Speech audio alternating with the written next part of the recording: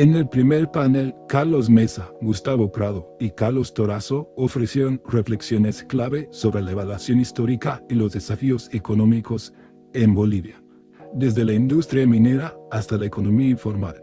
El debate giró en torno a la reevaluación necesaria para construir un futuro próspero, moderado por Lupe Cajías. En el segundo panel, Eduardo Gamarra describió la dificultad de reemplazar ingresos ilícitos y resaltó desafíos estructurales en la economía boliviana. Se demostró la importancia de un enfoque integral y cooperación internacional para una transición sostenible. Jaime Dun y Vicente Cuellar abordaron la desobediencia a la ley y la debilidad institucional y falta de políticas para la transición del ilícito a lo sostenible. En conjunto, el panel destacó la necesidad de enfoques integrales y cooperación internacional para superar estos desafíos. El panel fue moderado por Maggie Talavera. El panel abordó la escasez de factores productivos en Bolivia. Según Samuel Doria Medina, propusieron cambiar hacia un modelo centrado en emprendedores, reducir empresas estatales y combatir la corrupción. Roberto Lacerna destacó el problema del rentismo estatal y abogó por desconcentrar rentas. Gonzalo Chávez identificó el déficit público y propuso reformas tributarias. Sobre un nuevo modelo coincidieron en la necesidad de una reforma constitucional y aunque reconocieron desafíos políticos. El panel fue moderado por Tufi Areji. Jeffrey Sachs destacó la necesidad de que Bolivia realice una transformación de la era industrial a la era de la energía renovable. Propone pensar en planes a largo plazo, estrategias integradas y coordinación regional. Subraya la importancia de la planificación y las finanzas para lograr esta transformación hacia un futuro sostenible. El panel fue moderado por Raúl Peñaranda. Manuel Olivera destaca la importancia del litio para la transformación a energías renovables, siendo Bolivia clave en la producción mundial. Sin embargo, preocupa la sustentabilidad, especialmente la disponibilidad de agua en el salar de Uyuni. Guillermo Manrique propone modificar la Ley 928 para permitir asociaciones estratégicas, señalando la falta de reservas de litio y la competencia de nuevas tecnologías. José Gustavo de Castro destaca el valor del litio en las baterías, pero advierte sobre la pérdida de oportunidades en Bolivia y la falta de participación activa en la carrera del litio. El panel fue moderado por Juan José Torre. En el sexto panel, José Luis Farah expone los desafíos del sector agropecuario, comprometiéndose a mejorar la productividad. Alcides Vadillo resaltó las dimensiones de la tierra y alerta sobre un calentamiento global eminente. Walter Núñez destaca la necesidad de un desarrollo agroindustrial racional, sostenible y competitivo con innovaciones tecnológicas. El panel fue moderado por Óscar Ortiz. Ismael Nobre propone una economía local en la Amazonía, enfocada en la biofábrica y la valorización de productos. Cecilia Requena destaca la importancia de la Amazonía para Bolivia, abogando por un modelo post-extractivista adaptado a la región. Propone utilizar finanzas sostenibles para valorizar la Amazonía en transacciones y productividad. Alex Vilca critica el endurecimiento de la política extractivista en Bolivia, señalando la destrucción de áreas protegidas y la incompatibilidad de la minería con la bioeconomía. El panel fue moderado por Isabel Mercado. Tuto Quiroga alerta sobre un incendio económico que afectará a Bolivia y destaca la importancia de la capacidad de generación de energía limpia para integrarse al mundo digital. Enfatiza en el potencial tecnológico de China y la relevancia estratégica del litio para Bolivia. José Antonio diferencia entre la invención y la innovación, subrayando la necesidad de la aceptación social y retornos económicos para la innovación.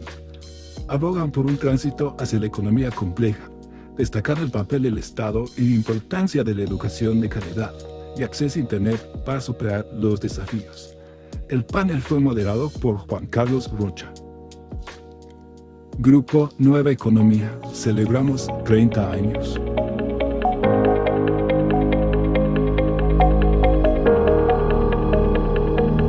Gracias a Julián Pioli por el resumen de estos 8 paneles fascinantes que nos han permitido llegar a hoy.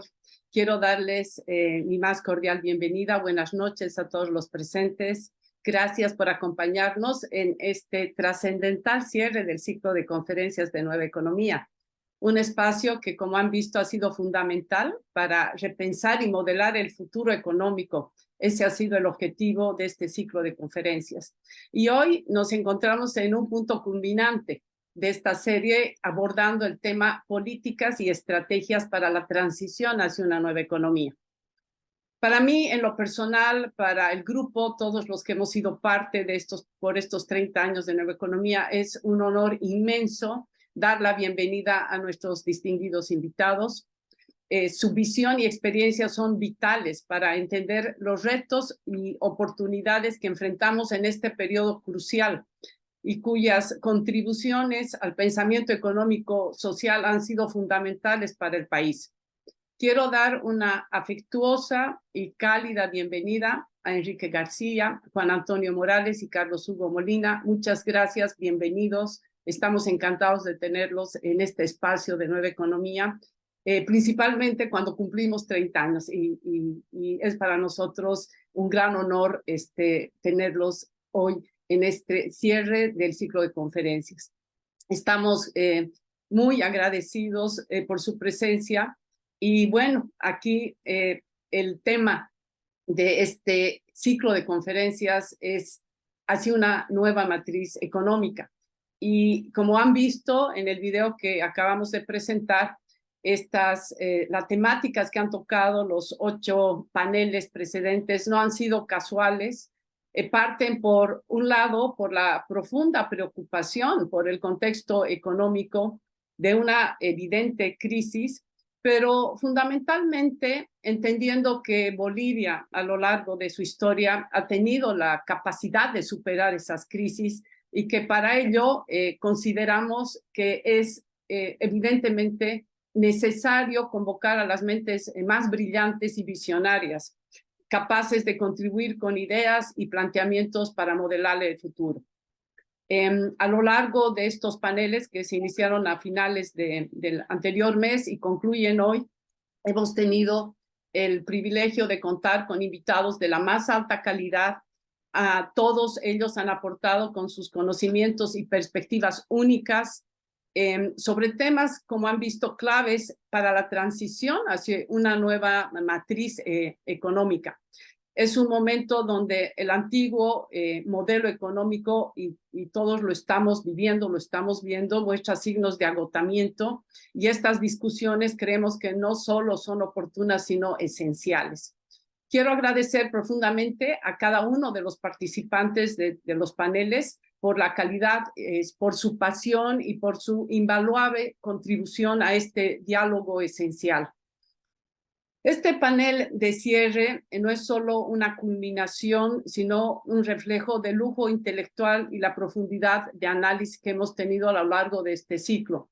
Estoy segura de que las ideas y estrategias que surgirán hoy definitivamente enriquecerán el camino hacia y todos pensamos, tenemos la esperanza y estamos con ese deseo, una próspera economía para Bolivia. Sin más preámbulos, demos inicio a esta muy esperada sesión por todos nosotros, y para ello quisiera hacer un reconocimiento especial al conductor de este panel, Gerardo Bustillos, editor de la revista Nueva Economía, quien ha tejido con maestría los hilos de nuestra publicación a lo largo de todos estos años. Y ese trabajo es una de las razones que nos permite celebrar este año con gran satisfacción nuestros 30 años. Gracias, Gerardo. Adelante, te paso el micrófono. Muchas gracias a todos. Buenas noches, Carola. Quiero saludar y dar la bienvenida a nuestros expositores invitados y a todas las personas que asisten a esta conferencia. Como ya lo adelantabas, con este 9º panel concluye esta serie de conferencias organizadas para reflexionar sobre el futuro económico de Bolivia.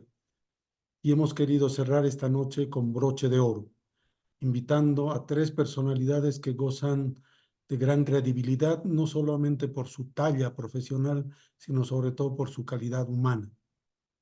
Ellos han jugado roles relevantes en otros momentos difíciles de la historia económica boliviana y queremos que ahora nos compartan esa su rica experiencia.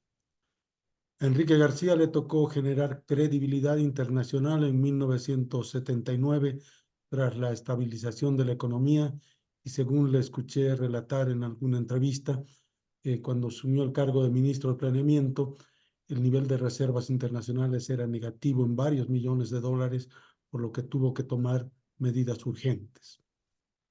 Al doctor Morales le tocó consolidar la estabilidad económica desde el Banco Central y Carlos Hugo Molina abrió las brechas de la participación ciudadana. Con esta introducción quisiera presentar a nuestro primer expositor, Enrique García, economista, fue ministro de Planeamiento y Coordinación y jefe del Gabinete Económico y Social en Bolivia. Ha ocupado cargos jerárquicos en organismos multilaterales como el BID, Banco Mundial y Fomplata. Fue presidente ejecutivo de CAF, Banco de Desarrollo de América Latina, donde fue reelecto por 5 periodos consecutivos y, como él mismo dice, sin cambiar la Constitución. Es conferencista internacional, tiene publicaciones sobre temas relativos al proceso de desarrollo, al rol de los bancos de desarrollo, y es miembro de diversos directorios y consejos asesores en instituciones de Bolivia y a nivel internacional. Don Enrique, un gusto tenerlo. Le cedo la palabra. Muchísimas gracias, Gerardo. En primer lugar, un cordial saludo a Carola y felicitarla a ella y a través de tu persona a Nueva Economía por el valioso trabajo y contribución que hacen y que lo vienen haciendo hace 30 años, que coincide precisamente los 30 años con tu edad, Carola, ¿no? Eso es muy importante. Quiero destacar que este ciclo que comenzó hace un mes es muy rico en temas centrales. Yo me voy a permitir en esta oportunidad hacer unas reflexiones sobre el tema central de esta serie, que es modelando el futuro. Pensar en qué debemos hacer como región en América Latina y más concretamente como nuestra querida Bolivia. Como bien se ha señalado, Bolivia ha vivido momentos difíciles en varias oportunidades y en momentos críticos ha tenido la capacidad de llevar adelante programas de mucho coraje y lograr consensos políticos que eran impensables. Solo para citar, hay 2 eventos que las nuevas generaciones quizás no lo conocen profundamente. Las 2 hiperinflaciones que ha tenido Bolivia después de los 50. La primera, durante el primer gobierno del doctor Paz, fue modesta en comparación con la segunda, pero fue 400%. ¿Pero qué sucedió? En 1956 asumió la presidencia el doctor Siles Suazo y con gran coraje llevó adelante un programa de estabilización en un momento en que, recordemos, era todo el fervor revolucionario de la revolución del 52 y en forma de mucho coraje hizo el plan de estabilización con el apoyo, recuerden, del Fondo Monetario Internacional y de un asesor externo norteamericano llamado Jackson Eder. Eso ocasionó movimientos muy fuertes de los sectores del propio gobierno, de los campesinos, del sector de la COP, en fin, pero Siles Suazo se puso firme, inclusive hizo huelga de hambre y logró el resultado y estabilizó el país en la década entre el 57 y el 60, dando pie a un periodo de crecimiento económico sólido. Precisamente la década de los 60 fue el mayor crecimiento, no el más largo que tuvo Bolivia, y los 70. Primer dato, se logró algo que parecía impensable. Pero el segundo caso fue la hiperinflación que se generó en los años 80, las ironías del destino. La primera hiperinflación, pequeña por cierto, la creó el doctor Paz Estenssoro y la corrigió con mucho valor el doctor Siles Suazo. Y la segunda, que fue en un momento de crisis internacional, la crisis de la deuda y una serie de aspectos, le tocó el gobierno constitucional al doctor Siles Suazo y lamentablemente se generó una de las hiperinflaciones más altas en el mundo, a 8.000% el último año, que si seguía por ese camino se hubiera llegado a 28.000%. Y aquí nuevamente llamó a elecciones adelantadas y los dos contendores, Banzer y Paz Estenssoro, el Congreso decidió la presidencia al doctor Paz, hicieron un acuerdo e hicieron un plan de estabilización de gran éxito que llevó a Bolivia a bajar esa hiperinflación y crear las condiciones más importantes. Es muy interesante citar. El otro día en una conferencia internacional yo citaba, nos critican muchas cosas en Bolivia, pero sí hemos tenido un éxito. Hemos corregido hiperinflación con valor, no con gradualismo, sino con acciones concretas basadas en acuerdos políticos. Habiendo dicho eso, para hablar del futuro, es muy importante pensar y entender claramente las tendencias geopolíticas, económicas y sociales a nivel global y regional. Y en ese marco, reconocer en forma realista, uso la palabra realista, cuál es la situación verdadera de una región, de un país, identificando cuáles han sido y cuáles son los obstáculos estructurales que impiden un desarrollo que sea mucho más positivo, más continuo y que responda a los desafíos de la nueva época. Entonces, comencemos por eso. ¿Dónde estamos? Más allá del drama que ha sido la pandemia, la situación geopolítica, la guerra de Ucrania y naturalmente lo más reciente de la guerra en Palestina, Hamas e Israel, la nueva época no comienza ahora, comienza al comenzar la segunda década de este milenio. ¿Y cuáles son 6 de los temas, hasta 7, que son importantes mencionar y para tenerlos muy en cuenta? La cuarta revolución industrial, que implica la digitalización, todos los avances dinámicos en esa materia, en tecnología, y ahora estamos ante las realidades de la inteligencia artificial. Segundo, la urbanización. La urbanización. Pensemos en Bolivia. Bolivia era tradicionalmente un país rural. Hoy día, 80% es urbano. Es otro escenario. Tercero, las tensiones geopolíticas globales y también regionales, que ya están muy referidas a la competencia entre la China y los Estados Unidos y desde luego los sucesos recientes de carácter bélico que cambian las reglas del juego. Y dentro de esto, las tensiones regionales, la fragmentación regional que tiene implicaciones muy serias en el debilitamiento del multilateralismo, de los esquemas regionales de integración a nivel global y en América Latina, muy lamentable, el peor momento en la integración que yo recuerdo. Y, desde luego, la ampliación de las brechas económicas y sociales a nivel global, a nivel regional y a nivel interno. Y lo que estamos observando, el calentamiento global. Y finalmente, la tragedia que representa la corrupción, el aumento del crimen organizado y el narcotráfico como un catalizador de ese problema. Muy bien, ahí estamos.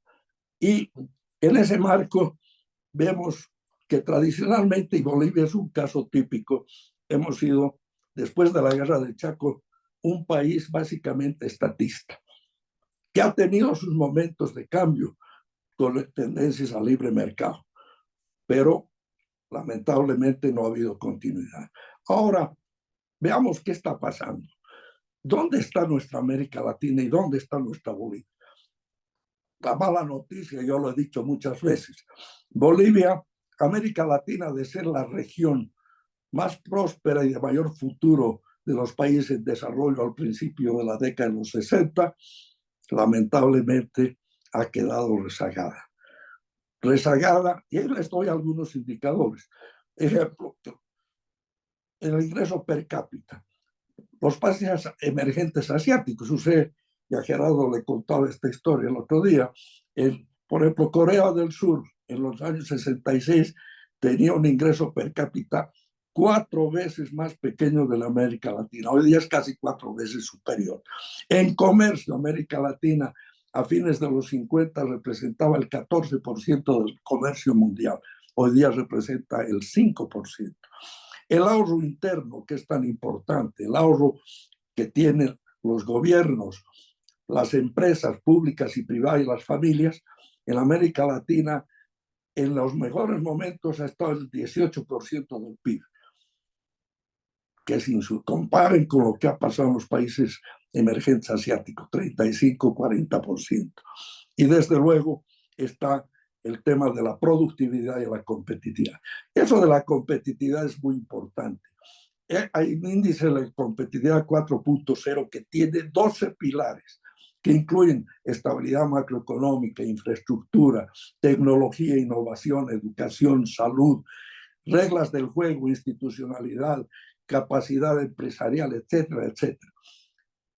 De 142 países, que la última que se hizo en forma integral hace 3 años, América Latina estaba en la posición promedio, cercana al 78, a la posición 78. Solo Chile y México estaban debajo de la posición 50. Aquí viene la mala noticia. ¿Qué posición tenía Bolivia? 107. Repito, 107. Eso hace 3. Y esa es la situación. Debilidades institucionales, debilidades en términos de tecnología, debilidades en términos de educación y lo principal, debilidades institucionales. Entonces, en ese marco, avances que han habido, evidentemente la pobreza sigue siendo un problema serio, ha mejorado algo. Bolivia es un ejemplo de haber mejorado sustancialmente en la época de la bonanza de la primera parte de escena de este milenio. Hemos bajado bastante, pero seguimos con una pobreza muy alta. Evidentemente, el otro tema es la región latinoamericana es la que tiene la peor distribución de la riqueza. El Gini, el coeficiente Gini. Bolivia ha mejorado muchísimo en eso. De estar en una de las últimas posiciones, actualmente está debajo del promedio. Bueno, pero todo esto nos muestra además, tenemos a veces el orgullo de mostrar que hay bajo desempleo. Sí, pero por ejemplo el caso de Bolivia es un país informal. La mayor parte está en la informalidad. O sea que es muy difícil medir con claridad ese impacto. Habiendo dicho esto, ¿por qué América Latina y nuestra Bolivia ha tenido ese desarrollo? Y hago un paréntesis quizá con el ingreso per cápita. Si bien América Latina ha aumentado su ingreso per cápita, y Bolivia, por ejemplo, se dice, a fines de la década de los 90, el ingreso per cápita era menor a $1,000, hoy día es 3.600. Ah, qué buena noticia. O 3.600. ¿Cuál es el promedio de América Latina? 9.000. ¿Cuál es el ingreso per cápita de un país como Chile? 16.000. ¿Cuál es el de Panamá? 25.000. ¿Cuál es el de Ecuador? El de Paraguay son superiores a Bolivia. Bueno, entonces, seamos realistas para mirar este tema. Bueno, volviendo a por qué hemos caído en esto.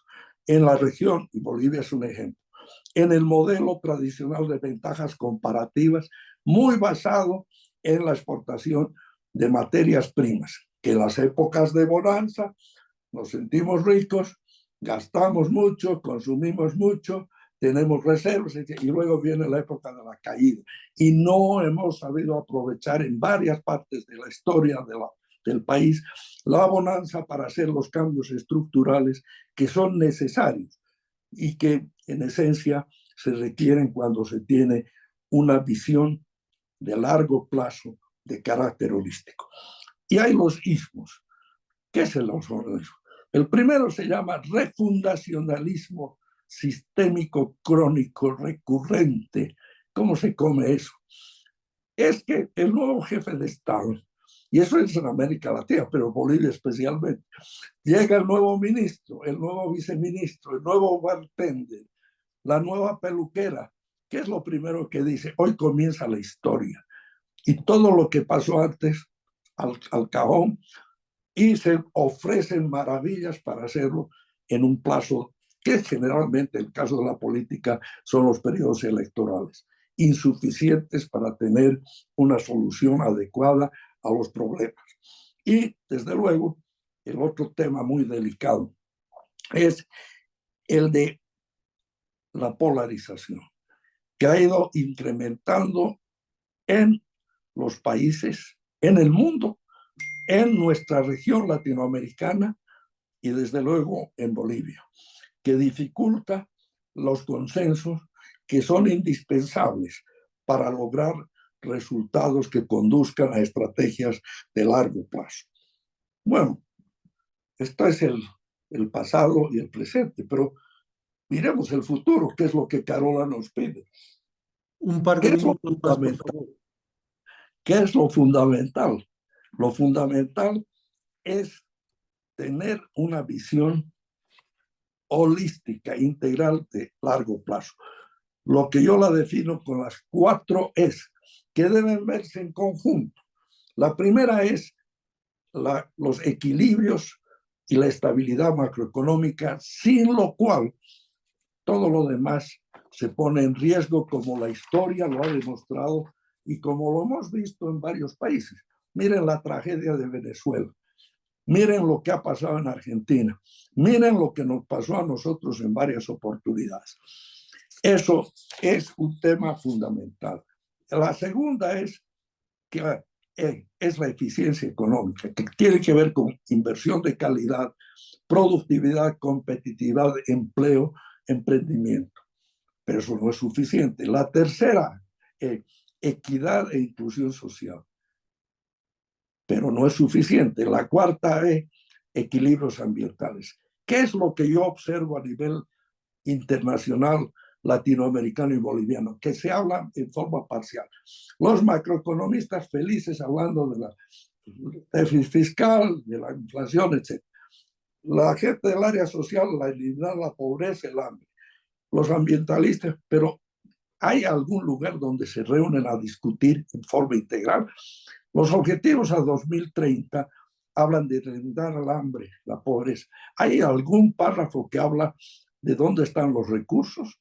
No. Entonces, ese desafío de estrategias holísticas de largo plazo es un tema fundamental, donde aspectos muy concretos, que estoy seguro que mis colegas los van a comentar, son la transformación productiva que esté basada en las tecnologías modernas y en la innovación. La inversión de calidad, calidad, calidad, calidad. Educación del siglo XXI, no del siglo XIX. Infraestructura y logística. Transición energética y incursionar en la economía circular. Pero es fácil decir eso. Pero como decía el mejor filósofo del mundo, un mexicano, ¿saben quién era el mejor filósofo? Cantinflas, que decía, ahí está el detalle. En inglés, the devil is in the details. ¿Y dónde están los detalles? Primer detalle, donde estamos muy mal en América Latina y en Bolivia. Institucionalidad democrática, respeto a la separación de poderes, reglas del juego claras y, desde luego, una inserción internacional inteligente. ¿Por qué? Porque el mundo de hoy no puede uno cerrarse, tiene que ver el mundo en su conjunto y en ese sentido tomar posiciones no ideologizadas, sino pragmáticas de un relacionamiento con el mundo. Y la inversión es fundamental, la inversión extranjera directa. ¿Por qué? Porque, como les dije, el ahorro interno, tomemos Bolivia, ahorramos el 14% del PIB y tenemos que invertir por lo menos 25%. ¿De dónde diablos sacamos esos 11 puntos del PIB? Tienen que venir de afuera. ¿Y de dónde? ¿De los multilaterales? ¿De los bilaterales? Sí, pero yo estoy en multilaterales casi 50 años. Te dan la base, te dan los recursos esenciales, pero no te llenan todas las necesidades. Te aseguran, sí, que la inversión que se realice esté fundamentada con estudios de factibilidad sólidos, con transparencia en la adquisición de bienes y servicios y ese tipo. Aunque lamento decirlo, los multilaterales se han deteriorado en los últimos años. Don Enrique, le invito Importancia, a concluir, sí, por favor. sí, la importancia de la inversión extranjera, yo quiero destacarla como algo clave, y esto no es ideológico. ¿Saben cuál es el país que ha tenido más éxito en la atracción de inversión extranjera en el mundo? La China, en la época post-Mao. ¿Quiénes han sido los inversionistas principales? Como Estados Unidos, Europa y luego Australia. ¿En qué han invertido? En innovación, en tecnología, y ahí está la China de hoy. Bueno, ante esta situación, es muy importante entonces que se revise, en el caso de América Latina y Bolivia, la necesidad de esa visión de largo plazo y que se tome el tema de la inversión extranjera directa como algo de calidad muy valioso. Hay las zonas económicas especiales que aplicaron, independientemente de las ideologías, los chinos, los unos, los otros, donde se crean condiciones especiales para atraer la inversión. Para eso se necesitan reglas del juego que sean claras y precisas para el futuro. En resumen, entonces, importancia número 1, institucionalidad, respeto a las reglas del juego, el que no haya polarización y que hayan acuerdos y consensos, porque las políticas de desarrollo no son de 3 o 4 años. Así lo han demostrado los países asiáticos. Naturalmente, no son democráticos. Nuestro desafío es cómo lo hacemos en democracia. Y desde luego la inserción internacional en forma amplia, sin ideologización, y la institucionalización depende mucho de que los roles del sector público y privado sean equilibrados y que el sector público actúe en los campos que le corresponde y deje el espacio a la iniciativa privada y en esquemas público-privados que exitosamente han funcionado en países exitosos. Me quedo aquí diciendo de que hay un último, 2 palabras claves que se llaman la ética y los valores morales en el comportamiento para permitir que lo que es un cáncer en nuestro mundo, en nuestra América Latina, que es la corrupción, el narcotráfico y la criminalidad, no se expanda. Muchas gracias. Le agradecemos a don Enrique García su exposición. Vamos a dar paso al siguiente panelista, no sin antes señalar que ya estamos recibiendo las preguntas para los exponentes a través del chat. El primer panelista es el doctor Juan Antonio Morales, doctor en Ciencias Económicas por la Universidad de Lovaina.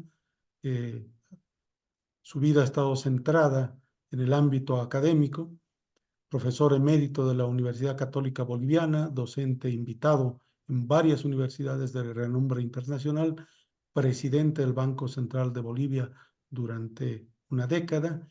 Tiene en su haber varios libros publicados, numerosos artículos en libros y revistas científicas. Es articulista en la prensa nacional, consultor en varios países latinoamericanos y para varias organizaciones internacionales. Doctor Morales, bienvenido. Adelante, tiene 10 minutos para su exposición.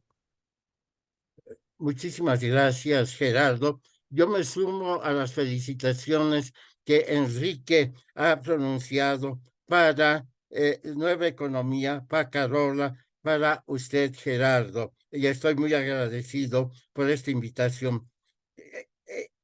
Es siempre un placer escucharlo, Enrique, ¿no? Nos ha dado una visión muy amplia de todos los problemas de desarrollo de la región y la inserción de Bolivia en la región y de la región en el mundo entero. Yo creo que hay muchísimo que podemos sacar de la exposición que nos ha hecho Enrique.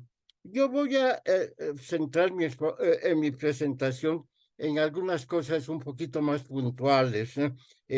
Y más restringidas. Una primera cosa es cómo se ve, cómo podemos ver una sociedad en el futuro. Yo creo que allí hay algunos ejemplos mundiales de los cuales podemos extraer enseñanzas. Y pienso en los países escandinavos. En esos países se concilia muy bien la equidad con la eficiencia. Eficiencia es importante. La economía tiene que poder producir de la mejor manera posible, y la equidad es también sumamente importante por varias razones, por razones morales y aún por razones de equilibrios políticos que se tienen que sostener. Ahora bien, coincido completamente con Enrique, ¿no?, en la importancia de los equilibrios macroeconómicos. Los economistas solemos decir, la macroeconomía no es todo, pero sin macroeconomía no hay nada, ¿no? Entonces, ¿qué quiere decir eso? Equilibrios macroeconómicos, una inflación baja, déficits fiscales controlados, déficit en la cuenta corriente de la balanza de pagos controlados, y eso yo creo que es muy importante. Ahora, una cosa que yo creo que tenemos que prestarle más atención, a pesar de que el discurso es también un poco antiguo, es a la diversificación económica, ¿no? Nuestras exportaciones, tanto la producción como las exportaciones, están concentradas en algunos pocos productos. En el caso de las exportaciones, ya alrededor del 90% de nuestras exportaciones son de materias primas, gas, metales, granos, ¿no? Ahora, el problema con eso es que el valor en riesgo es muy alto. Están muy sometidos a influencias de todo tipo, geológicas, climáticas y sobre todo de precios internacionales, ¿no?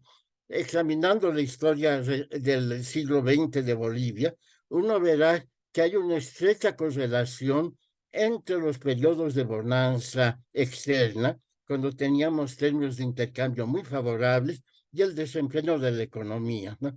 Y al revés, cuando el contexto internacional se deteriora, nuestra economía también se deteriora. Eso es un punto importante. Es muy importante el alegato que hace Enrique sobre la productividad, ¿no? Y para eso también es muy importante, para aumentar la productividad, incrementar el capital humano de nuestros conciudadanos, ¿no? Los niveles de educación tienen que aumentar. Si bien es cierto que todos los niños en edad de escolar ya están en la escuela, la cobertura escolar es casi del 99%, pero hay un tema de la calidad. Hay un tema importante también, y es el que yo quisiera centrar un poco la atención de ustedes, que es el tema de cómo mejor aprovechar el bono demográfico que tiene este país, ¿no?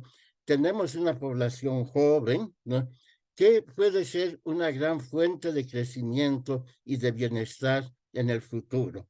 Pero no basta decir que tenemos población joven, hay que señalar, ¿no es cierto?, cuáles son los problemas de oferta, cuáles son los problemas de demanda. En problemas de oferta, ¿no es cierto?, el énfasis tiene que estar en educación en todos los niveles, incluyendo la educación técnica para el trabajo. El ejemplo alemán de escuela-trabajo ha sido seguido por muchos países y parece ser muy exitoso. Hay el tema también importante, siempre hablando por el lado de la oferta, de la formación de nuestros profesionales, y voy a volver sobre eso en unos minutos más. Por el lado de la demanda, hay que levantar los obstáculos que hay en nuestra legislación al empleo, ¿no? La creación de empleo está en gran parte penalizada, ¿no? Eso yo creo que es un tema que tenemos que verlo con un cierto detenimiento. El desempleo es particularmente elevado, sorprendentemente en el país, en la gente con educación universitaria, ¿no? Entonces, tenemos que preguntarnos, uno, ¿qué está pasando con las universidades? Y dos, si no se puede aprovechar mejor ese capital humano, esa formación profesional que tenemos, ¿no? Siguiendo una idea de un economista chileno, un distinguido economista chileno, que es Andrés Velasco, él nos dice, ¿no es cierto?, hay que utilizar ese capital humano de la mejor manera posible a través de la conectividad.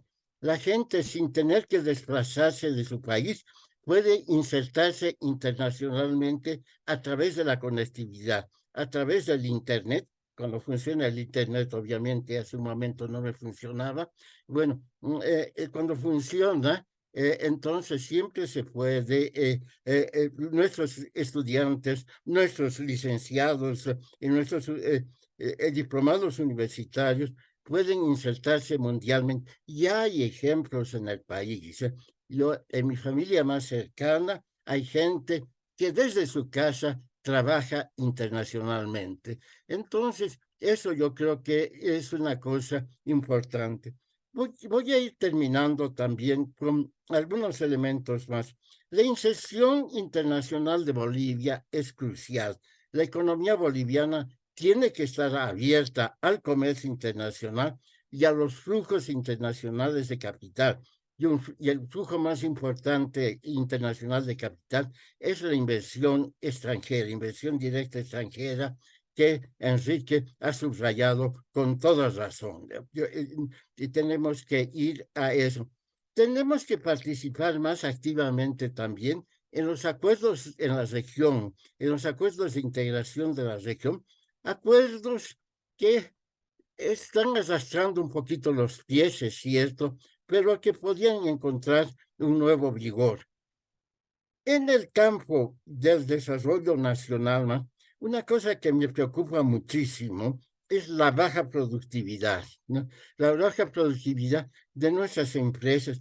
En gran parte, la baja productividad de esas empresas se debe a problemas de escala. Nuestras empresas son muy pequeñitas, ¿no? Si uno dijera cuántas empresas tienen más de 1,000 trabajadores en el país, probablemente no alcancen los dedos de una sola mano para contarlas, ¿no? Y 1,000 trabajadores en muchos países se puede considerar que son empresas pequeñas todavía. Entonces, para aprovechar economías de escala, es importante que aumente el tamaño de las empresas. Ahora bien, hay ahorro interno, bueno, no es extraordinariamente grande, pero lo hay. Las empresas encuentran relativamente fácilmente financiamiento como para su capital de trabajo, para sus operaciones cotidianas.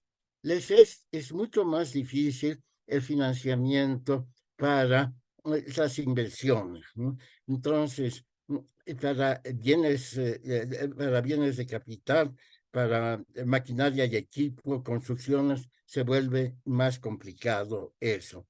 Y es aquí que uno tiene que pensar, ¿no es cierto?, en la gran importancia que tiene el buen funcionamiento de los mercados financieros. Y especialmente, bueno, en eso hay mucho progreso en el país, pero todavía nos falta avanzar en el caso del financiamiento del mercado de capitales. Hubo un intento con la reforma de pensiones del 96, pero el esfuerzo se quedó corto. Entonces, hay varias razones para explicar eso. Quiero decir por último que yo considero que es absolutamente central para cualquier tipo de desarrollo y ciertamente para el país, ¿no es cierto?, tener el Estado de Derecho, ¿no?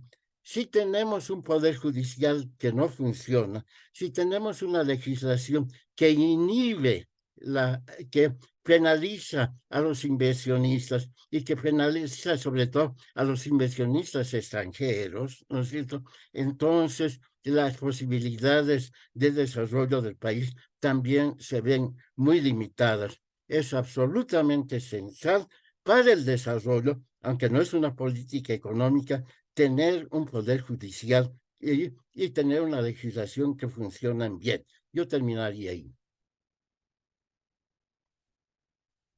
Muchas gracias, doctor Morales.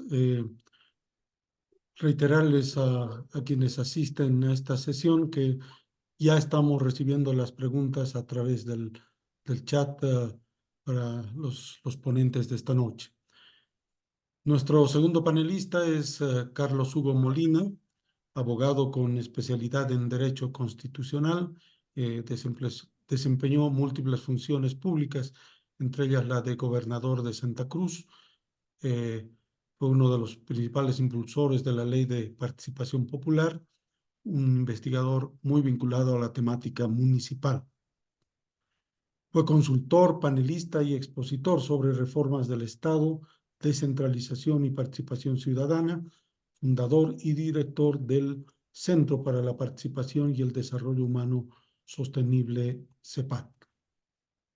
Le cedo la palabra, doctor Molina. Unos 10 minutos, por favor. Muchas gracias, Gerardo. Gracias, Carola. Un honor participar con Enrique y Juan Antonio. La primera condición de la ciencia es ponernos de acuerdo sobre si estamos viendo la misma película para tratar de aprovechar lo que se está diciendo.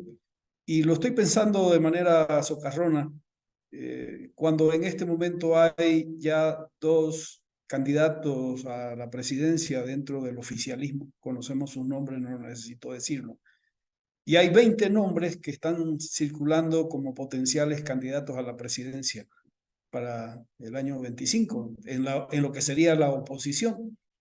Si yo tomo lo que ha señalado Enrique, que es un plan de gobierno redondo, perfecto, porque tiene que ver no solo con lo que está ocurriendo en Bolivia, sino lo que está ocurriendo en el mundo. Y concluyo, incorporo las observaciones de Juan Antonio Morales. Podríamos decir que si estas 23, 22 personas que van a aspirar a ser presidentes estuvieran escuchando lo que se ha dicho, tendríamos que ver si es que coinciden, si coincidimos con lo que de verdad está ocurriendo. Y aquí me vienen la recreación, primero, de la parábola de los 6 ciegos y el elefante que todos conocemos. Esta investigación que se hizo para que cada uno, tocando una parte del elefante, dijera qué animal era, y cada uno dijo algo distinto precisamente por la experiencia que tenía desde el punto de vista de haberlo tocado. Y la segunda es la fábula de ¿y quién le pone el cascabel al gato? Porque ya sabemos qué es lo que hay que hacer, ya sabemos cuál es la lista, ya sabemos cuáles son las necesidades. ¿Y por qué eso no se hace? Bueno, en esta proyección de escenarios al que Carola nos está provocando, y de lo dicho por Enrique y lo señalado por Juan Antonio, yo reduzco a 5 elementos aquellos que creo identifican lo que es la sociedad boliviana en este momento, sobre la que hay que trabajar, sobre las que hay que realizar las propuestas y que tiene que entender de qué se trata. Estos 5 elementos salen de una investigación que considera los 5 últimos censos, el del año 50, el del 76, el del 92, el 2001 y el 2012. Y tratan de explicar las razones por las cuales la población boliviana ha decidido ubicarse, vivir, trasladarse a determinados lugares. Bueno, el primer dato ha sido señalado, quiero ratificarlo de manera enfática, es que la población boliviana, el 60% de la población boliviana es menor de 30 años. En este momento veo, Carola, que hay 211 participantes acompañándonos en este diálogo. Si fuera posible, haría la pregunta que siempre me gusta hacer cuando hay este tipo de reuniones. Levanten la mano, por favor, las personas que tengan menos de 30 años. Con la cantidad de manos levantadas tendría yo la respuesta inmediata de decir, si no se levanta la mayoría, si no son mayoría, estamos hablando para viejos, estamos hablando para actores que estamos cumpliendo labores pedagógicas de conocimiento, pero que no van a entender lo que está diciendo. Hemos hecho ensayos, grupos focales en todo el país con esta investigación sobre ciudades intermedias y hacemos las preguntas elementales y básicas. La población menor de 30 años, 60% de la población, no sabe qué es el 10 de octubre del año 1982, no conoce qué es la revolución del 52, no conoce qué es la guerra del Chaco. Y conforme los datos históricos se van volviendo hacia atrás, las dificultades son mayores. Primer elemento, objetivo. Si lo que se diga y se plantea en Bolivia no está pensado para ser discriminado, ser entendido y ser apropiado por ese conjunto humano menor de 30 años, vamos a tener dificultades de poder salir de donde está. Primer dato. Segundo dato. En este momento, la proyección señala que el 80% de la población boliviana estamos viviendo en área urbana. Y que en una proyección a 10 años llegaremos al 90%. Esta realidad es tan complicada, queridos amigos, amigas, porque en la Constitución Política del Estado Plurinacional de Bolivia no figura una sola vez la palabra ciudad. No existe la ciudad. Estamos marcados por una ideología absolutamente legítima desde el punto de vista político, válida desde el punto de vista electoral, pero complicada a la hora de aplicarla desde el punto de vista de la acción originaria, indígena y campesina. Y no es que sean contrapuestas, que sean contradictorias. Debieran ser parte de un continuum. Lo que se hace en el campo no se hace en las ciudades. El agua, la energía, la comida corresponde a áreas territoriales consideradas rurales. Pero el vivir en ciudad significa una responsabilidad, como diría Antanas Mockus, el alcalde de Bogotá en su momento. Y este dato está marcado por una constatación empírica de desconocimiento de la realidad urbana. Ninguno de los 339 municipios de Bolivia tiene resuelto el tema de residuos sólidos, de agua, de basura. Ninguno, ni por la excepción.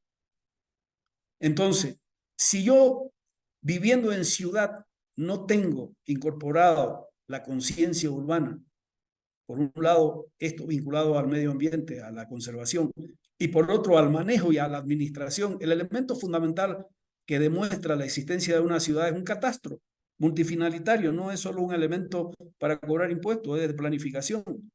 Ningún municipio de Bolivia tiene funcionando un catastro moderno en los términos que existe en este momento.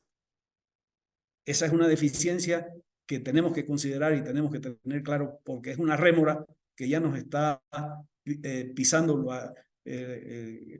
la huella respecto a las responsabilidades que tenemos. Un tercer elemento que nace de esta secuencia de los censos y de la población es que Bolivia tiene una población muy pequeña para la extensión territorial.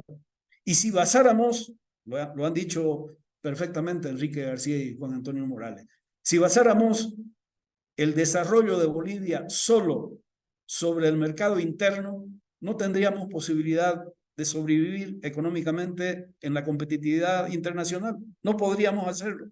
Si este país no piensa su proceso de desarrollo, su proceso de producción hacia afuera para competir, para complementar lo que está produciendo el mundo y le falta, no tendríamos forma de poder salir, salvo que, y aquí viene uno de los paneles anteriores, sigamos esperando que sea la historia extractiva la que nos resuelva, los minerales, los hidrocarburos y ahora el litio, pero no el trabajo. Entonces, este es el tercer elemento sobre el que tenemos que trabajar, porque es un contrasentido el que nos estamos encontrando, la cantidad de trabas, la cantidad de problemas y de trancas para producir y exportar. El país tranca, como diría Mariano Baptista de Bomucho. El cuarto elemento que sale de la realidad objetiva en este momento es el de la clase media, que culposamente durante mucho tiempo fue ignorado, fue desconocido, porque claro, había que asumir que el proletariado, que las masas tenían una carga ideológica negativa contra esta aspiración de vivir mejor. Bueno, Bolivia, por esta superación de los índices de pobreza, lo que señalaba Enrique, tiene en este momento un conjunto humano que vive en ciudades, que es joven, que está produciendo en ámbitos que tienen que ver con servicios y que tienen que ver con consumo. La posibilidad de multiplicar capacidades productivas en las ciudades, con jóvenes emprendedores, porque efectivamente el bono demográfico al que se está refiriendo y que ha sido referido es de una potencialidad excepcional o de un reto que puede ser rotundamente negativo. De ahí salen las maras, de ahí sale la producción de narcotráfico, vinculada al narcotráfico. La gente joven necesita tener expectativas y si no se la da el sistema, el modelo, el Estado, pues las busca. Entonces, estamos frente, este cuarto elemento, al reconocimiento de una elevación de capacidad de consumo y de necesidades que necesitan servicios. Y la quinta tiene que ver con esto que se está repitiendo todo el tiempo, que es conectividad, que es inteligencia artificial, que es la utilización que nos ayude a ganar rápidamente espacios con conocimiento, con formación y que nos permita llegar con mayores posibilidades a lo que está ocurriendo en el mundo. De estos 5 temas me surge, y voy concluyendo, 4 labores más, Carola, 2 conceptuales y 2 operativas. La conceptual, Bolivia tiene una sociedad violenta, que no la reconocemos. Es el país de América Latina con la mayor cantidad de manifestaciones de violencia y de autoviolencia como forma de protesta y de reacción. En este país nos costuramos los labios, nos crucificamos, hacemos huelgas de hambre masivas, nos tapiamos, nos enterramos, caminamos 500 kilómetros para expresar nuestras molestias. Le echamos huasca a la gente, se la flagela, se le pone vestido a los hombres. Son modos de violencia que los tenemos desgraciadamente expresados todo el tiempo y no los reconocemos, no nos asumimos violentos. Como diría Joan Prats, es más fácil salir del error que de la confusión. Si no nos asumimos que somos una sociedad violenta, no vamos a poder enfrentar este hecho. El segundo elemento conceptual es el de la informalidad, ya ha sido referido. Informalidad que se expresa desde el punto de vista económico en todas las dificultades que tienen que asumir las empresas formales, pero que desde el punto de vista de sociedad termina siendo y planteando una sociedad con un nivel de reciprocidad y de solidaridad extraordinario. ¿Cómo hacemos para encontrar un equilibrio entre ambas situaciones? Y desde el punto de vista operativo, estamos frente a la opción y la oportunidad de convertir este reto de desarrollo al futuro de manera operativa. Primero con el Bicentenario. El Bicentenario es un momento estratégico porque no solo estará acompañado de elecciones, es el de la reflexión de país, de futuro, este debate multiplicado, esta opción. Y el segundo elemento operativo es el censo. Tenemos que asumir el censo como una cualidad fundamental para sincerarnos con nosotros mismos. El censo producido en el Paraguay nos ayuda a entender lo que puede pasar en Bolivia. Paraguay tuvo un censo el año 2012, 6.400.000. El INE, el Instituto Nacional de Estadística Paraguayo, proyectó para el censo siguiente del año pasado 7.100.000. El dato del censo final que ha producido es 6.100.000. 1 millón de habitantes menos del proyectado y 300.000 habitantes menos del censo pasado. 3 razones. 1, el que produce la migración externa e interna. 2, como consecuencia de la migración, disminución, entre otras cosas, de la natalidad. Y 3, el sinceramiento con el COVID y las muertes que se produjeron. Esto se va a producir en Bolivia. Estos 2 datos, el del bicentenario, que lo tenemos como opción, y el del censo, debieran ayudarnos a enfrentar de manera más sosegada, con el espíritu más tranquilo, este futuro que no debiera ser una tentación negativa, sino debiera ser una explosión de esperanza. Gracias, Carola, y gracias, Gerardo. Bueno, agradecemos al expositor y inmediatamente abrimos la ronda de preguntas para cada uno de nuestros ponentes. La primera va para Enrique García, que dice: ¿cómo institucionalizar cuando la falta de institucionalidad es aprovechada y cultivada desde el gobierno y la oposición cuando llega al gobierno y desde los movimientos sociales?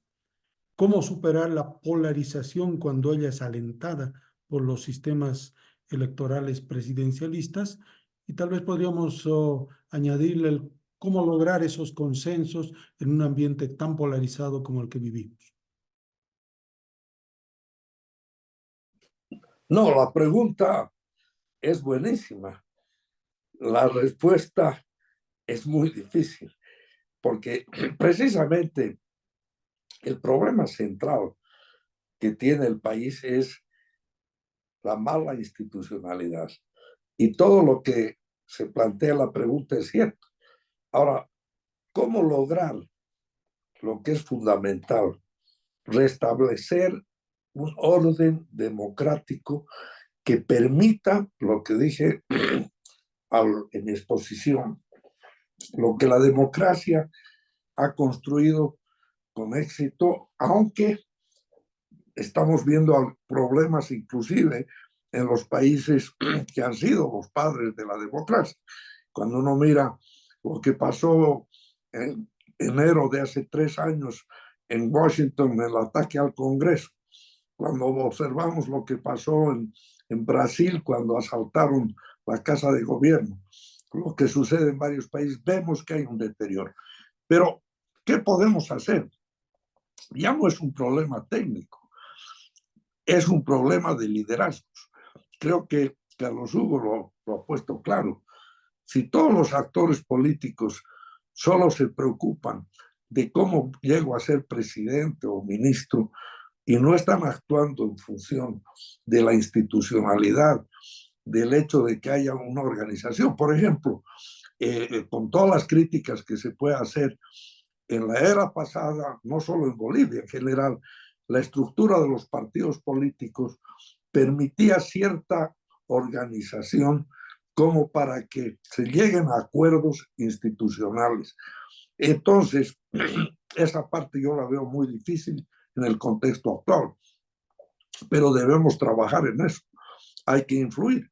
Ojalá los líderes de la política se pongan las pilas y actúen mirando el país y no mirando los intereses sectarios o personales. Pero si no resolvemos ese problema, separación de poderes, una justicia independiente, meritocracia en la función pública. Lamentablemente, el país hizo avances importantes en ir formando un equipo técnico apropiado para la administración pública, pero en los últimos años había un deterioro. Es válido que un gobierno elija a ciertas personas afines en los cargos altos, pero en un ministerio, en una embajada, en una función pública, tiene que haber profesionalismo de carrera, como sucede en los países más avanzados. Entonces, en resumen, para contestar la pregunta, tenemos que ponernos la mano al pecho y decir, el problema está en la estructura institucional y en la política. Y la responsabilidad es de los líderes que no están velando por el interés nacional, sino por los intereses sectarios, electorales, temporales. Así que hay que influir, todos los que podamos influir sin ambiciones políticas, debemos expresar nuestras voces con toda franqueza y claridad.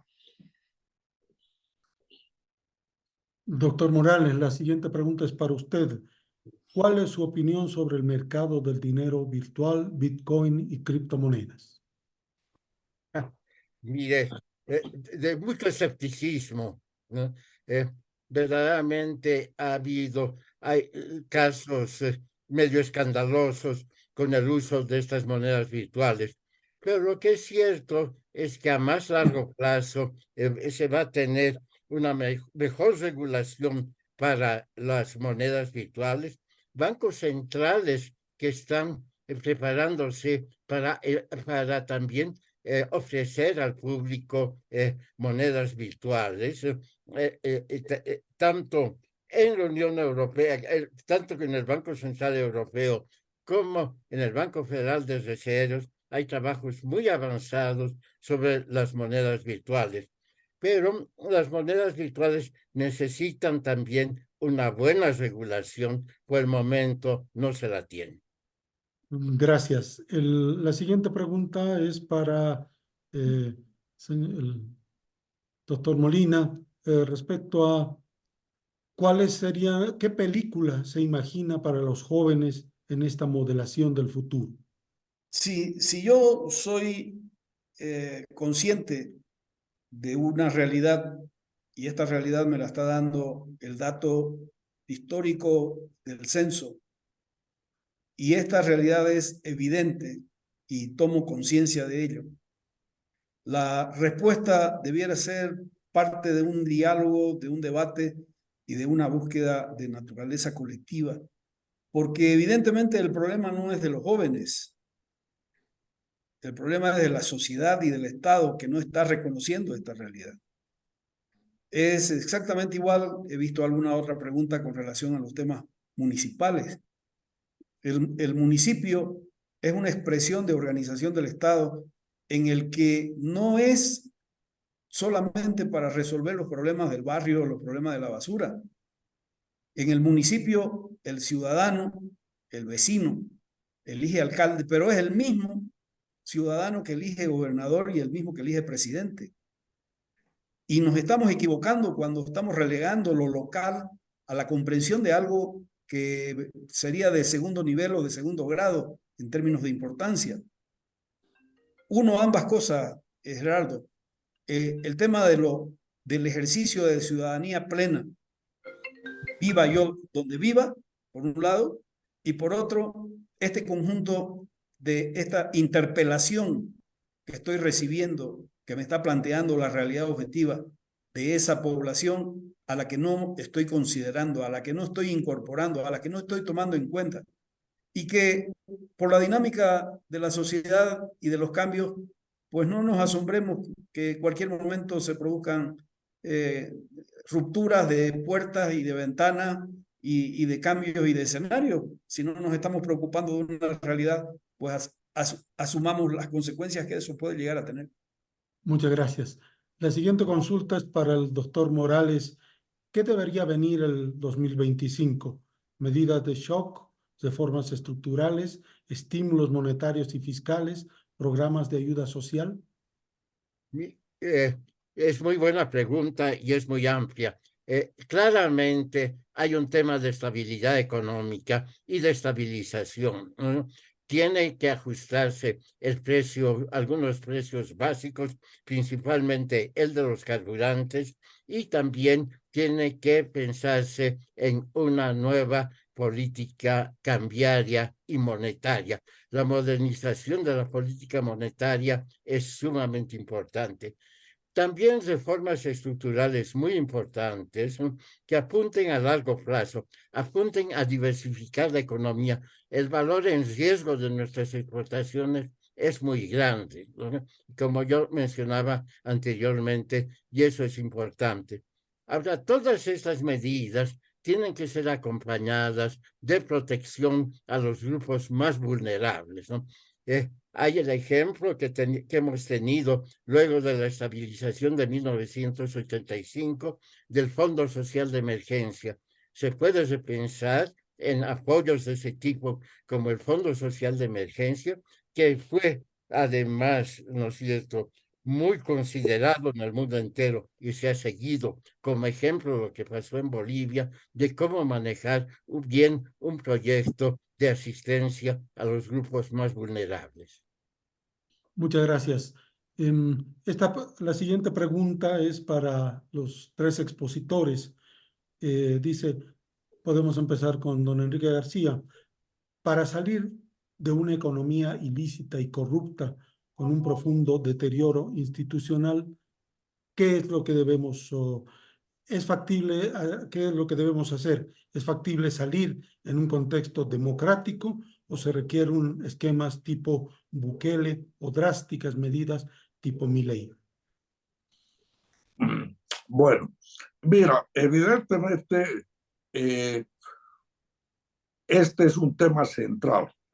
Yo personalmente creo firmemente en la democracia.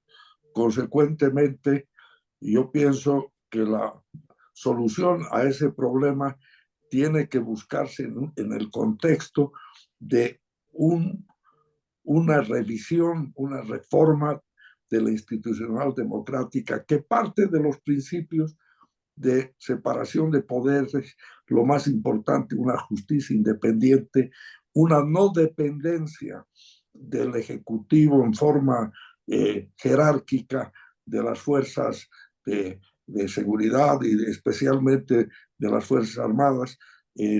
No soy simpatizante de un modelo que puede haber tenido su éxito en el caso de El Salvador, donde definitivamente la gravedad de los hechos era de una magnitud muy superior a los problemas que enfrenta Bolivia. Así que esa es mi respuesta. Por otro lado, el caso de Milei, seamos claros y precisos. Milei es un presidente que ha sido elegido democráticamente y que la implementación de las medidas que tome en el plano económico, en el plano de la seguridad, se van a tener que ceñir a los principios de la democracia. Existe un parlamento en la Argentina, un parlamento donde además él no tiene la mayoría. Y por otro lado, si bien Milei ha hecho declaraciones muy fuertes en muchos temas durante la campaña, si uno observa su comportamiento en las últimas 2 semanas, hay una moderación.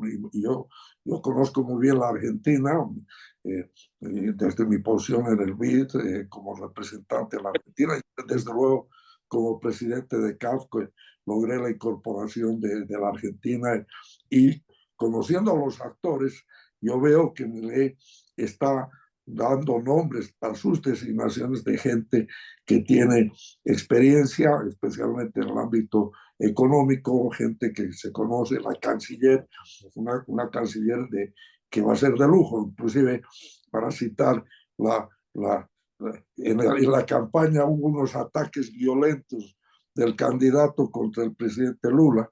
Sin embargo, lo que ha sucedido hace 2 semanas ha sido que la que será canciller ha ido con una carta de amor a Lula invitándolo, no sé si irá, y lo mismo con el Papa. Pero el caso concreto del narcotráfico es un problema muy serio que requiere una institucional democrática, pero además una política internacional que sea abierta en su relacionamiento, muy abierto, no ideologizada.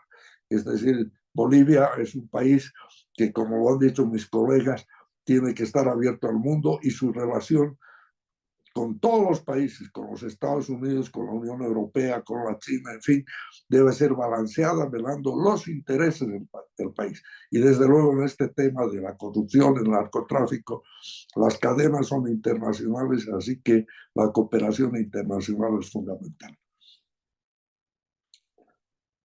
Doctor Morales. Sí, yo voy a empezar con una expresión mexicana, ¿no? En el sentido siguiente, que ni Bukele ni Milei me simpatizan, ¿no? Debería ser al revés, en realidad. Yo no le tengo simpatía ni a Bukele ni a Milei. Me parece que Bukele es un dictador digital, como él mismo suele llamarse, ¿no es cierto? Y que no es el tipo de políticas que yo aconsejaría para el país.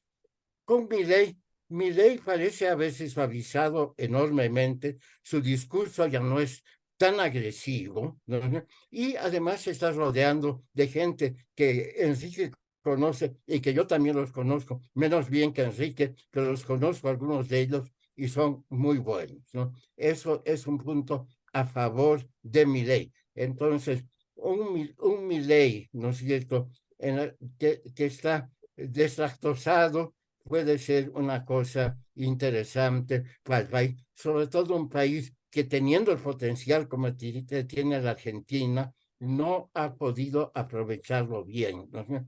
El año 1930, la Argentina tenía el mismo PIB per cápita que el Canadá y que Australia, ¿no? Entonces, ¿qué es lo que le ha pasado a la Argentina? Es una pregunta bien importante. Yo creo que es muy importante siempre preservar la democracia, ¿no es cierto? Que preservar el imperio de la ley es absolutamente esencial. Y yo estoy completamente de acuerdo con Enrique, ¿no es cierto?, en que el respeto a la institucionalidad es absolutamente esencial. No habrá desarrollo si no hay institucionalidad. Doctor Molina. La pregunta está encontrando un bloque de ciudadanos republicanos y constitucionalistas que no se puede dudar mínimamente que la convicción que tenemos va en el sentido de lo que se está respondiendo. Yo voy a apretar un poquito más el acelerador reconociendo algunos elementos. Uno, no hay posibilidad de soluciones mesiánicas en Bolivia. El volumen de la crisis que tenemos, el volumen de las dificultades, de lo que hay que enfrentar, no permite suponer que pueda haber alguien que con ropaje de poncho o jota o frac y con charratera o de sombrero de frac pueda tener la capacidad de dar una respuesta que no sea en el marco democrático y lo que se está comprobando hoy cada vez más en el marco de acuerdos y de diálogos. Esta democracia que fue tan descalificada de los pactos y los acuerdos va a ser necesario retomarla bajo otras condiciones mucho más democráticas y mucho más claras, porque efectivamente el volumen del reto así lo va a demandar. Hay 3 departamentos que si yo los pongo en la línea de la reflexión para buscar soluciones, ya no de manera genérica al Estado boliviano, sino a la población boliviana que vive en ellos, Oruro, Chuquisaca y Potosí, están teniendo graves problemas producto de los procesos migratorios y abandono de las áreas rurales. Y es incomprensible este país sin entender un flujo migratorio hacia el eje central y fundamentalmente hacia Santa Cruz. Y el problema no es de Cambas contra Collas, de Oriente contra Occidente, es una exigencia de comprensión de una realidad que nos obliga a los cruceños, a los que vivimos en Santa Cruz y a los bolivianos que viven en Santa Cruz, a entender que esto va mucho más allá de simplemente la búsqueda de una opción y de una oportunidad. Es un cambio radical que se está produciendo en este país que no admite la posibilidad de una solución que no sea dialogada, concertada y ojalá en marco de consensos. Bueno, las preguntas son múltiples, tenemos más de una treintena de preguntas todavía en línea. Toca ir cerrando ya las intervenciones y vamos a hacer una última ronda que quisiera empezarla con el doctor Morales. Preguntan sobre el tema de la subvención a los hidrocarburos. ¿Cómo se resuelve este asunto tan complejo sin perjudicar a la ciudadanía? Mire, yo creo que, bueno, se puede resolver sin perjudicar a la ciudadanía y protegiendo a las familias más vulnerables, ¿no? Hay varios esquemas que han sido propuestos, no es un tema que no haya sido discutido. Yo conozco por lo menos 2 o 3 propuestas de cómo levantar la subvención, hacerla más equitativa, hacerla más eficiente también. No es equitativa cuando se le está subvencionando al propietario de un Mercedes-Benz de un coche o un Hammer, aunque coches que son sumamente caros y que consumen mucha gasolina, son poco eficientes en el consumo de la gasolina. Se puede hacer eso, ¿no? Y hay un ejemplo extraordinario, que ustedes no pudiesen, que uno nunca hubiese creído que pudiese pasar eso en alguna parte, y es el de Irán.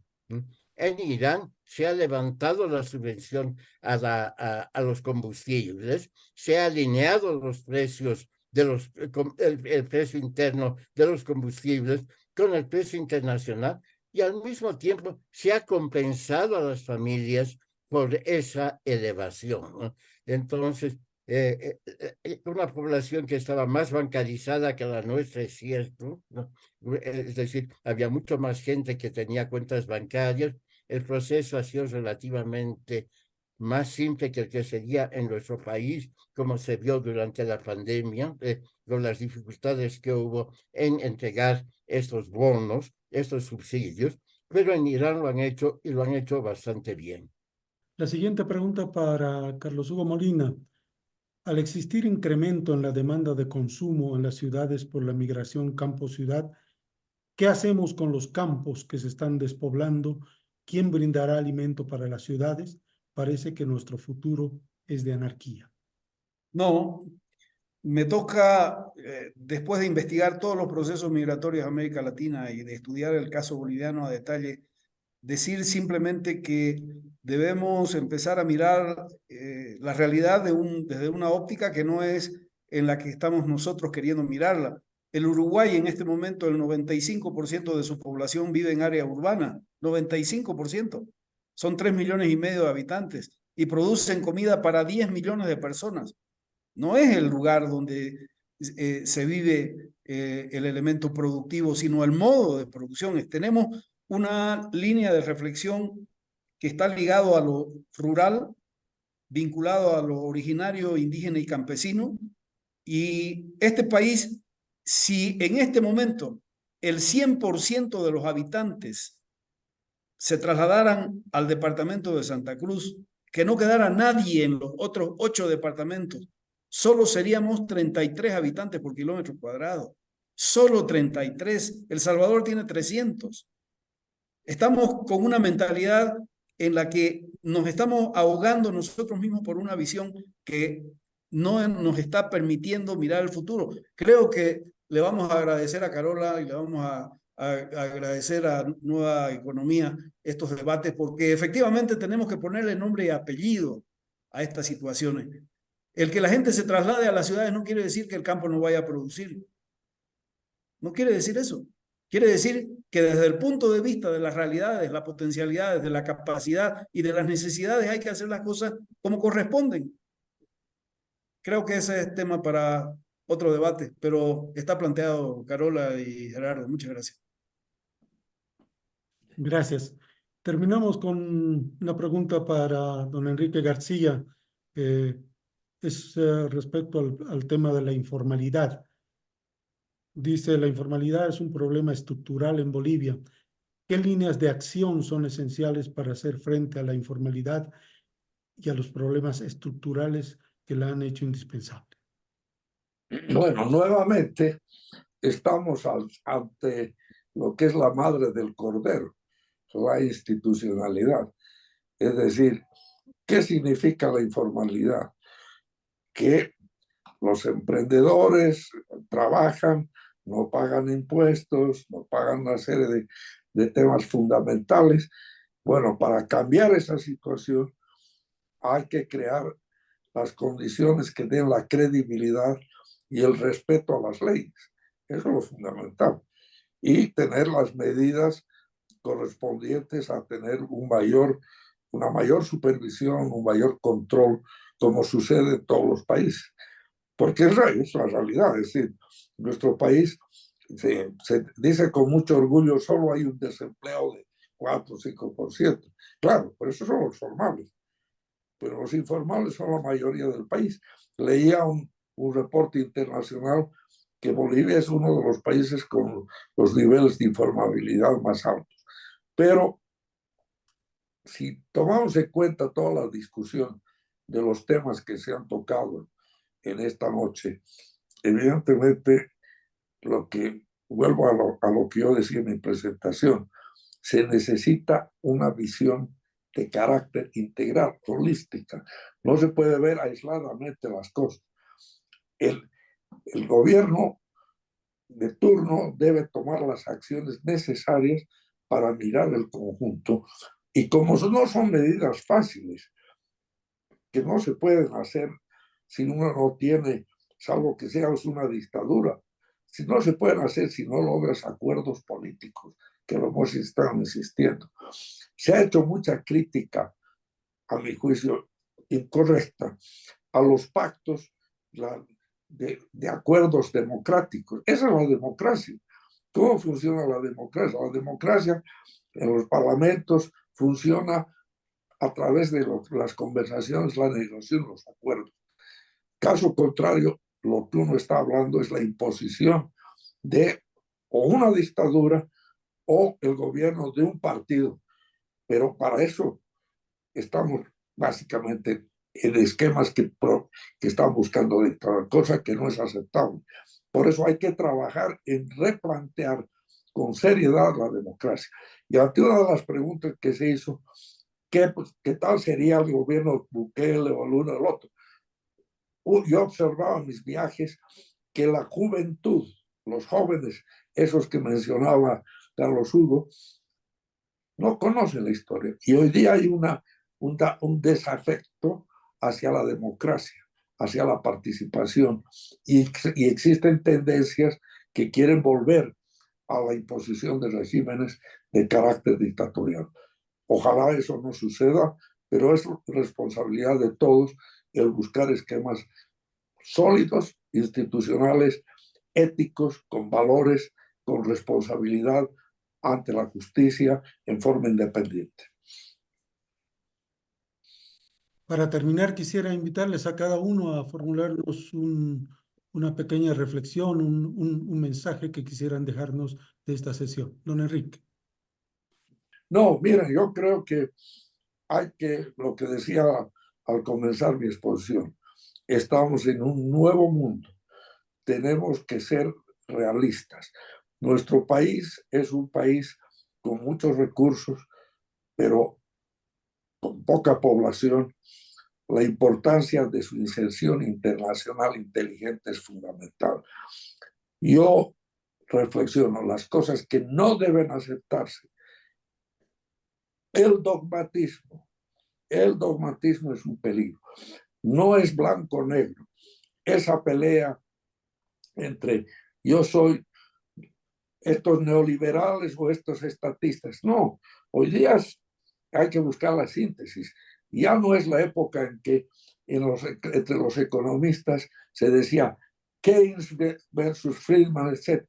Hoy día hay que saber manejar los acuerdos, pero para eso se necesita madurez, y vuelvo a insistir, la responsabilidad está en los líderes, pero los líderes no solo son los de la política, son los líderes empresariales, los líderes de los sindicatos, los líderes de la sociedad civil, que entiendan que hay que mirar el mundo y no quedarse provincialmente en los problemas de un país que, siendo tan bello y con tanto potencial, es muy pequeño para pensar que puede jugar en esa gran liga.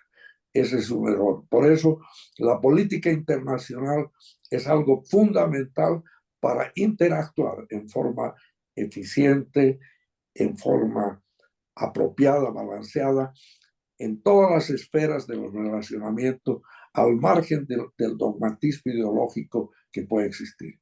Y eso es para América Latina en general. No tomar partidos totalmente innecesarios en conflictos que van más allá de la región. En principio sí, todo lo que es derechos humanos, todo lo que es violación de esos aspectos, se debe ser tajantes independientemente de quién. Pero estamos hablando de la política y de la institucionalidad que debe ser reformada con paciencia, con dedicación, con mística y con compromiso. Muchas gracias. Doctor Morales, un mensaje conclusivo. Sí, yo soy sumamente optimista con respecto al futuro boliviano. Yo creo que Bolivia tiene una dotación de recursos naturales extraordinaria, tiene también una población joven y es una población trabajadora y ahorrativa. Entonces, yo allí encuentro muchísimos méritos en nuestra población. Dicen que el éxito japonés se debía esencialmente a eso, a que tenían una población trabajadora y una población que ahorraba. Ahora bien, hemos tenido también muchos problemas, sobre todo en la segunda mitad del siglo XX. Yo menciono, hay estudios que muestran que en 1950 el PIB per cápita de Bolivia era superior al de Paraguay, al de Ecuador y sorprendentemente al de Brasil, ¿no? Al terminar el siglo XX nos habíamos quedado muy atrás. ¿Y cuál es la razón de eso, a mi entender? Fueron las crisis macroeconómicas, ¿no? Salir, después de haber vencido la inflación, la hiperinflación, nos tomó todavía 24 años para recuperar el PIB per cápita de 1979. Entonces, como mensaje, la primera parte yo fui muy positivo, en la otra segunda parte un poco más negativo. Hay que sobre todo evitar caer en crisis macroeconómicas. Muchas gracias. Finalmente, doctor Molina. Gracias, Gerardo. Yo tengo la sensación que este esfuerzo colectivo que debemos hacer de comprobar si estamos mirando la misma película debe llevarnos a tomar y asumir compromisos. En mi intervención, en ninguna de ellas, y así entiendo también la de Enrique y la de Juan Antonio, hay ni inocencia ni ingenuidad. Yo no puedo olvidarme que en este momento probablemente Yanine, Luis Fernando Camacho y la lista es larga, deben estar viendo esto desde lugares en los que no debieran estar. Y estoy pensando en una lista más larga que está fuera de Bolivia porque no pueden volver. Eso no me debe impedir, reconociendo que tenemos una justicia que no funciona, reconociendo que es penal y que actúa en función del poder y de lo que el poder le dice. No puedo olvidarme que estamos frente a un futuro que se está modificando radicalmente y que la intención de imponer conductas que vayan en contra del desarrollo boliviano no van a poder ser sostenibles. Y cuando hablamos de economía, tiene que ver con la sostenibilidad de la gente en su vida cotidiana, en su trabajo, en su expectativa. Hemos aprendido en el trabajo local con la gente en los sitios que hay que cuidar dos cosas. El excedente económico, que es el que me permite ahorrar algo, vivir mejor, esperar mañana una mejor condición, y el excedente simbólico, que es el que nos mantiene unidos, que es el que mantiene el duende, el ajayu, este espíritu que nos une y que no puede ni debemos perder frente a la desesperanza que en algunos momentos estamos. Ni la inocencia ni la ingenuidad de desconocer que no estamos como debiéramos, ni el pesimismo para no reconocer que podemos cambiarlo. Muchas gracias, doctor Molina. Cerramos señalando que Nueva Economía ha querido celebrar su 30º aniversario, reuniendo a las mentes más lúcidas del país para reflexionar sobre Bolivia. Nos preocupa la economía porque pero el país no vive solo una crisis económica, vivimos una crisis social y, lo que es peor, una crisis de valores. Los psicólogos dicen que a temprana edad se activan en los niños las neuronas espejo que estimulan a imitar gestos y sonidos de las personas con las que los niños conviven, sus padres, sus hermanos o los abuelos. Y quisiera dejarles yo una tarea final. la de activar también las neuronas espejo para pensar en Bolivia como lo ha hecho Nueva Economía. Quería invitarles a una reflexión permanente sobre la mejor forma de transitar hacia una economía boliviana más próspera, más equitativa y más sostenible. Esta reflexión se hace más necesaria cuando estamos próximos a dos eventos importantes, las elecciones y la celebración del centenario de fundación de nuestra patria. Termino con dos anuncios finales. Las conferencias van a ser publicadas en un libro cuya circulación comunicaremos oportunamente a través de nuestras redes sociales, y las grabaciones de todas estas exposiciones van a estar disponibles a partir de la tercera semana de diciembre en la página de Modelando el Futuro, el mismo sitio donde ustedes se han inscrito para presenciar estas presentaciones. Agradezco a los expositores, al equipo de Nueva Economía que ha hecho posible estas presentaciones y les felicito por su trabajo, y a todos los que nos están acompañando y han sacado tiempo al tiempo para estar en estas presentaciones 2 veces por semana. Muchas gracias a todos. No sé si Carola quiere hacer el final. Gracias, Gerardo, por este cierre, y bueno, agradecer enormemente a Enrique, doctor Morales, Carlos Hugo. Me llevo desafíos, creo que mensajes claros de cómo Nueva Economía puede aportar junto a ustedes y al conjunto a modelar. Y creo que es propicio no solamente el cierre de un ciclo de Nueva Economía, sino lo que se viene y cuán interesante en esa perspectiva de este nuevo mundo, Enrique, de esa forma positiva de ver Juan Antonio y Carlos Hugo, mirando y ampliando nuestra visión a un ámbito más grande que incorpore este bono demográfico a los jóvenes, a lo urbano, a lo rural, y bueno, con todos esos recursos y posibilidades que tenemos, y que nos muestra que este futuro es promisorio y que para ello estamos en un buen momento para seguir trabajando. Les agradezco muchísimo. Ha sido muy satisfactorio estas maratónicas sesiones, y con eso agradecerles a todos los participantes. Han sido más de casi 2.500 personas que están esperando los videos y el libro, así que nos sentimos contentos de haber concluido sesiones de la ciclo de conferencias Modelando el Futuro hacia una nueva matriz económica. Un abrazo a cada uno, mi agradecimiento y mi afecto de siempre a cada uno de ustedes. Gracias.